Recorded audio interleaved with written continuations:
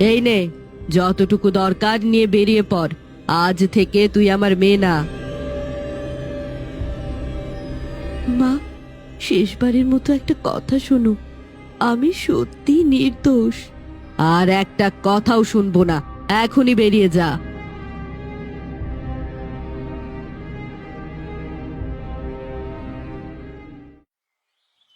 হে প্রভু, আমি কি অপরাধ করেছি? মাই যখন আমাকে ত্যাগ করলো, আমি এখন কোথায় যাব?